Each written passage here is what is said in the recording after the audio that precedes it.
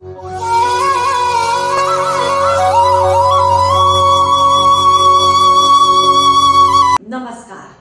कभी कभी कोई लोग अपने अंतर्द्वंद से ही जीवन में जूझते रहते हैं। जीवन में घटित हो रहे स्थितियों परिस्थितियों को कभी भुला न पाना, हमेशा अंतर्द्वंद से विचलित होते रहना, अपने ही कल्पनाओं से स्वयं को प्रभावित करते रहने की वजह होता है जन्म कुंडली में बन रहा कुछ ग्रहों का संयोग। आज इस वीडियो के माध्यम से हम कुछ उन ज्योतिषीय सूत्रों के बारे में जानेंगे जो योग आपके जन्म कुंडली में अगर बन रहा हो तो आप अंतर्द्वंद से जूझते रहते हैं। जन्म कुंडली में जब राहु का संबंध चौथे भाव के स्वामी से बनता है, चौथा भाव जो काल पुरुष के कुंडली में हृदय का स्थान माना जाता है, मन के स्वामी चंद्रमा की कर्क राशि बनती है चौथे भाव में, सुखों का भाव कहते हैं हम चौथे भाव को, मानसिक स्थिति को देखते हैं हम चौथे भाव से।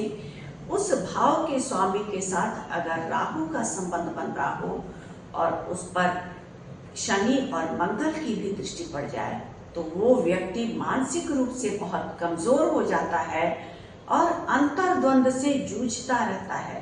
अपने अंतर मन में घटनाओं को लेकर के काल्पनिक स्थितियों से बढ़ा चढ़ा करके अंदर ही अंदर भयभीत होता रहता है। अगर चौथे भाव का स्वामी या चंद्रमा शनि या मंगल से दृष्ट हो जाए तो किसी भी विषय पर व्यक्ति उस स्तर तक जाकर के सोचेगा जहां तक साधारण सोच जा भी नहीं सकता है किसी का।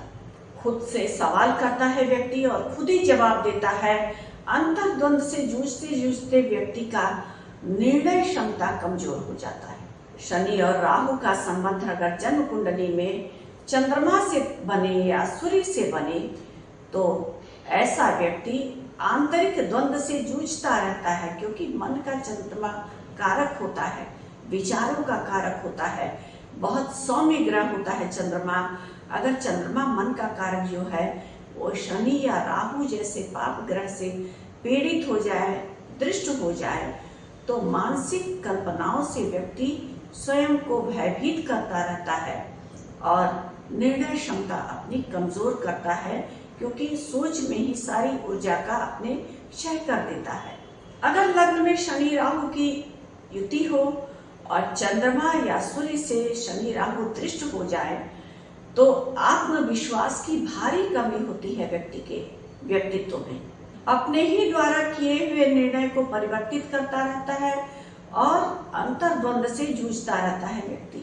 अगर दशम भाव पर केतु और चंद्रमा की युति हो और उस युति पर शनि की दृष्टि पड़ जाए तो ऐसा व्यक्ति मानसिक रूप से भयभीत होता है, अपने करियर में भारी उतार चढ़ाव को देखता है। अपने जीवन में जिस कार्य में उसे अत्यधिक ऊर्जा खर्च करना है उस ऊर्जा को वो अपनी सोच में ही खत्म कर देता है, अस्थिर होता है मन से और मानसिक कल्पनाओं को कर करके भयभीत होता रहता है। जन्म कुंडली का 12वां भाव व्यय का भाव है।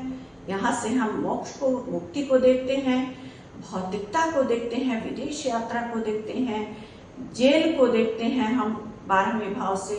अगर 12वें भाव में राहु और मंगल का युति हो जाए, अंगारक योग बन जाए, तो मंगल उस व्यक्ति के जन्म कुंडली में जिस भाव के स्वामी होते हैं उस भाव के कारक तत्वों को लेकर के व्यक्ति अंदर ही अंदर जूझता रहता है जीवन में। उस भाव के कारक तत्वों को लेकर के आंतरिक द्वंद की स्थितियां होती हैं। व्यक्ति अपने आंतरिक द्वंद से परेशान रहता है और अपनी निर्णायक क्षमता को खत्म कर जाता है। जीवन में धीरे धीरे हमेशा थकान जैसी स्थिति बनी रहती है व्यक्ति को। अगर 5वें भाव का स्वामी 12वें भाव के स्वामी के साथ संबंध बना ले और इस पर राहु या केतु का दृष्टि पड़ जाए तो ऐसा व्यक्ति बेफजूल का आत्मग्लानि या अहंकार से जूझता है। यानी या तो आत्मग्लानि होती है उसको किसी भी विषय को लेकर के या अहंकार से भर जाता है वो व्यक्ति। जन्म कुंडली में सूर्य और केतु का युति संबंध बना हो और उस पर शनि की दृष्टि पड़ जाए तो अंतर्द्वंद से जूझता है ऐसा व्यक्ति। अपने मान सम्मान की कल्पना करके अंदर ही अंदर घबराता डरता रहता है ऐसा व्यक्ति। अगर 8वें भाव में शनि ग्रह बैठे हों, शनि 8वें के कारक होते हैं, अगर ऐसे शनि मंगल से दृष्ट हो जाएं तो व्यक्ति के जीवन में आकस्मिक दुर्घटनाएं और बढ़ जाती हैं।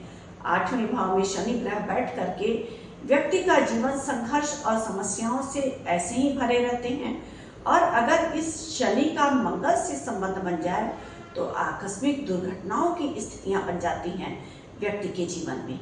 तो आज हमने कुछ ज्योतिषीय सूत्रों के माध्यम से जाना कि अगर आपके जन्म कुंडली में मन के कारक चंद्रमा ग्रह पाप ग्रहों से दृष्ट या पीड़ित हो रहे हैं, या राहु और केतु के एक्सिस पे बैठे हुए हैं और पाप ग्रह उस पर दृष्टि डाल रहे हैं, तो आप किसी भी विषय पर बहुत ज़्यादा काल्पनिक बढ़ा चढ़ा करके सोचते हैं और मन ही मन भयभीत होते रहते हैं, अपनी ऊर्जा को क्षीण करते हैं और अपनी निर्णायक क्षमता को खत्म करते हैं।